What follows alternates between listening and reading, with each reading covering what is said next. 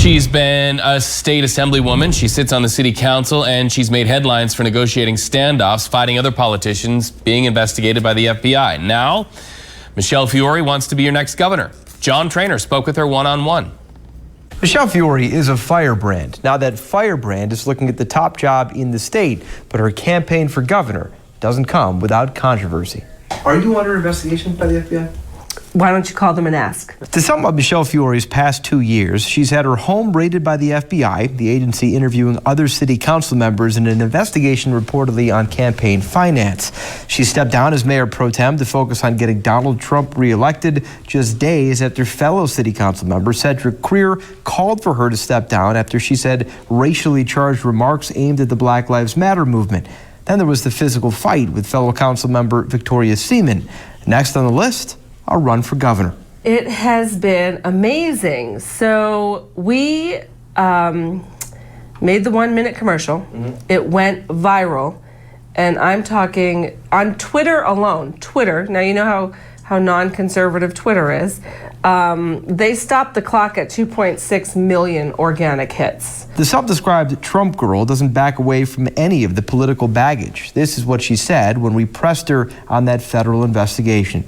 This ain't my first rodeo with alphabet agencies, and I can probably promise the people it's not going to be my last. Fiore, who is vaccinated, lists removing mandates on her priority list. That and auditing the 2020 election. So how does a Trump-supporting, election-auditing politician who promises to never work with Democratic leaders like Nancy Pelosi and who one time worked with the Oath Keepers appeal to moderates?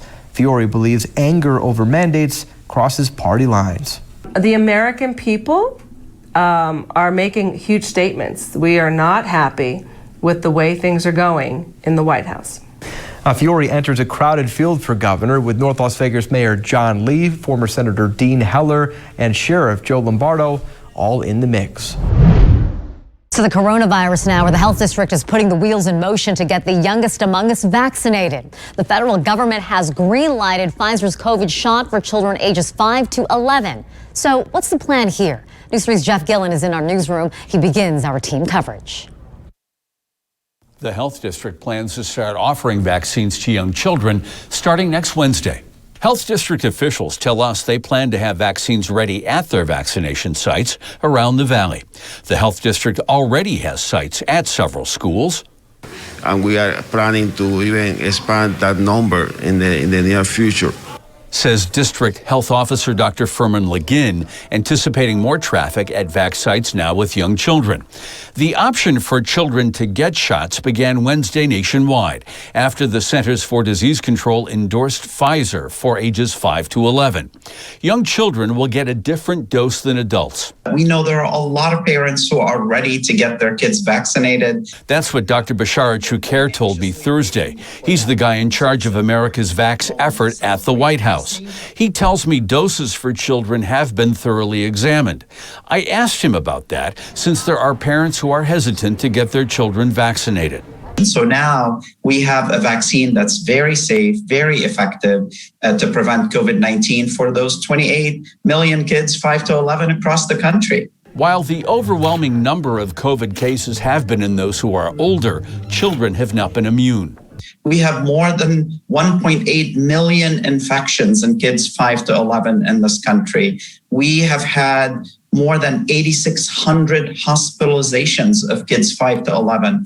A third of those hospitalizations are for kids who ended up in ICU. Young children will be the latest wave of vaccines. Work is still happening to get other people vaccinated too, especially in communities that need more persuasion. The health district held a town hall at the Martin Luther King Senior Center in the historically African-American West Side. Only 39% of Clark County's African-American population has initiated a vaccine. Scott Black is the chair of the Board of Health. You heard here that it's gone from vaccine hesitancy to outright vaccine resistance. How do you bridge that? How do you break that? It's with events like this. This was information combating misinformation. And in the room was 81-year-old Marietta Whitaker, who needed no convincing. She got both shots and is getting her booster. Do you feel protected? Yes, I do. Yeah. And I don't want to be around people who haven't had the shot. More division on the Clark County School Board tonight. The special meeting that included voting on a process to appoint an interim superintendent ended without any decision made. Our Tiffany Lane joins us live here in studio with those details. Tiffany? Well, you know, Marie, we've been reporting this, that Jesus Jara will serve as superintendent until December 1st. And tonight was supposed to be the night the board came up with a plan to appoint a temporary replacement. But that didn't happen. Now the clock is ticking. At first, the board voted on whether to allow people to submit their names to be considered. That didn't pass on a divided vote. Another motion to have 2 superintendent picks be considered as temporary superintendent. But then President Linda Cavazos put in a motion to adjourn the meeting, leaving many wondering what happens next. And as far as the community goes, many had plenty to say today about outgoing Superintendent Jesus Jara giving raises to more than a dozen cabinet members, totaling more than $400,000. Take a listen. What message does this send? What message does it send to the site-based principal already burdened with critical labor shortages and low morale? What message does it send to the classroom teacher who has struggled for months, if not years, to pay for medical services and life-saving medicines such as insulin? What message does this send to our lowest paid employees, our support professionals? But to wake up to a memo the next day and find out that 16 of the top employees that are paid very well by our federal dollars received raises. At my school, we had to eliminate 4 bus routes and put them on RTC city buses for them to come in for their education. I'm at a Title I, Tier 1 school. My kids come in late constantly. They're hungry because they don't make it to breakfast or they don't like the breakfast. I have to feed them snacks in the afternoon to keep them going. And still frustration. No plans for Jara's replacement just yet. He will be paid through his extended contract of January 15, 2023. Now, of course, I'll stay following this and provide updates over the next few weeks, but it's leaving a lot of people wondering what's going to happen next on this timeline. And what is that timeline? Once again, as you said, he has about a month left before he will be out as superintendent. Well, they're not saying when there has to be an interim, but, you know, they want to find somebody before that December 1st date hits if they can. That's what a lot of the trustees were saying tonight. But with what happened tonight, we're going to have to check in and see if they can reach that date. Hi, everybody. I'm Reed Cowan from News 3 Las Vegas. We want to thank you for checking out our YouTube channel. Remember, you can always see more of our videos by clicking on the video links. And also don't forget to click that subscribe button so that you don't miss out on any of our YouTube updates. Thanks for watching.